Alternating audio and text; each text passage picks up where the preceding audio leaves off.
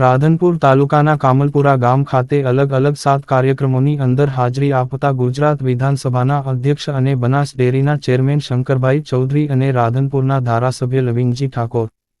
પાટણ જિલ્લાના રાધનપુર તાલુકાના કામલપુર ગામ ખાતે અલગ અલગ 7 કાર્યક્રમ યોજાયા, જેની અંદર ગુજરાત વિધાનસભાના અધ્યક્ષ અને બનાસ ડેરીના ચેરમેન શંકરભાઈ ચૌધરી અને રાધનપુરના ધારાસભ્ય લવિંગજી ઠાકોર ઉપસ્થિત રહ્યા હતા, જેમાં કામલપુર ગામ ખાતે બનેલ નવીન પંચાયત ઘરનું ઉદ્ઘાટન, નવીન બાલવાટિકાનું ઉદ્ઘાટન, વૃક્ષારોપણ, બનાસ નદીની અંદર નદીમાં નવા નીર આવતા વધામણા સાથે રાધનપુરના ધારાસભ્ય લવિંગજી ઠાકોર અને ગુજરાત વિધાનસભાના અધ્યક્ષ શંકરભાઈ ચૌધરીની સાકાર તુલા અને ગણેશભાઈ ચૌધરી વહી મર્યાદાના કારણે નિવૃત્ત થતાં તેમનો નિવૃત્ત વિદાય સમારંભ જેવા 7 કાર્યક્રમની અંદર આજરોજ ગુજરાત વિધાનસભાના અધ્યક્ષ શંકરભાઈ ચૌધરી, રાધનપુરના ધારાસભ્ય લવિંગજી ઠાકોર, રાધનપુર નાયબ કલેક્ટર, મામલતદાર, પીએસઆઈ, પીઆઈ અને તાલુકા વિકાસ અધિકારી, ભારતીય જનતા પાર્ટીના સંગઠનના હોદ્દેદારો અને અન્ય લોકો મોટી સંખ્યામાં ઉપસ્થિત રહ્યા હતા. ગામના સરપંચ રમેશજી ઠાકોર, તલાટી કમ મંત્રી સી બી ભરવાડ અને તાલુકા પંચાયત સદસ્ય ગોવિંદભાઈ ચૌધરી અને અમથાભાઈ ચૌધરી, પૂર્વ market yard chairman Aajana Chaudhary, સમાજ પ્રમુખ જીતુભાઈ ચૌધરી અને જિલ્લા પંચાયત સદસ્ય ભરતભાઈ ચૌધરી અને ભાજપ પ્રમુખ લગધીરભાઈ ચૌધરી, ભગતભાઈ ચૌધરી અને પરમાર શંકરભાઈ અને તલાજી ઠાકોર અને ચેહરભાઈ ભરવાડ અને બુકચી, પૂર્વ સરપંચ અને ઝીણાભાઈ ઠાકોર અન્ય મહાનુભાવોની ઉપસ્થિતિની અંદર અલગ અલગ પ્રકારના 7 કાર્યક્રમો યોજાયા હતા. મોટી સંખ્યામાં લોકો ઉપસ્થિત રહ્યા હતા.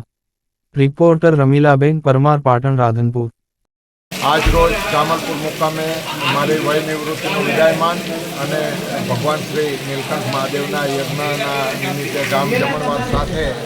વૃક્ષારોપણ, વૃક્ષોનું વિતરણ, મારી નવી પંચાયતનું લોકાર્પણ, મારો વિદાય સમારંભ સાથે અમારે ગામ પધારેલા મા નર્મદા જે બનાસ નદીમાં વહેતા નીરના વધામણા અને સાહેબ શ્રી અધ્યક્ષ શ્રી શંકરભાઈ ચૌધરી સાહેબ અને ધારાસભ્ય શ્રી લવિંગજીભાઈની સાકર તુલા અને આવા વિવિધ 7 પ્રકારના પ્રોગ્રામો જે કર્યા એમાં ખૂબ જ સરસ મજાનો એ પ્રોગ્રામ અને કાર્યક્રમ થયેલ છે. હરિયાળી બનાવવાનો એક પ્રતિજ્ઞા લીધી છે, કેવી રીતે કરશો?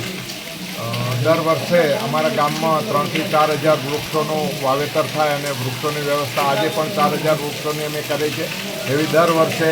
3 થી 4 હજાર વૃક્ષો જે બિનફળાઉ અને બાગાયતી પાકોમાં લોકો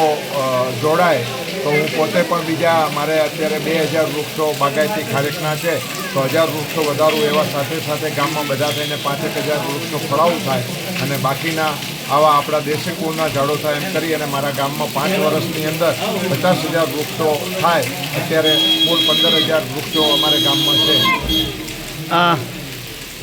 શરૂઆતમાં ડેરીમાં હમણાં તબાકામાં સારું ઇનામ આપણા ગામમાંથી લીધું, તો એના વિશે શું કહેશો? એ પણ મારા ઘરને જ મળ્યું છે. અમે શરૂઆતમાં ઠેર 1976માં અમારે ગામ ડેરી આવી ત્યારે 1 રૂપિયા લીટર દૂધ હતું. ત્યારે અમારો મહિનાનો પગાર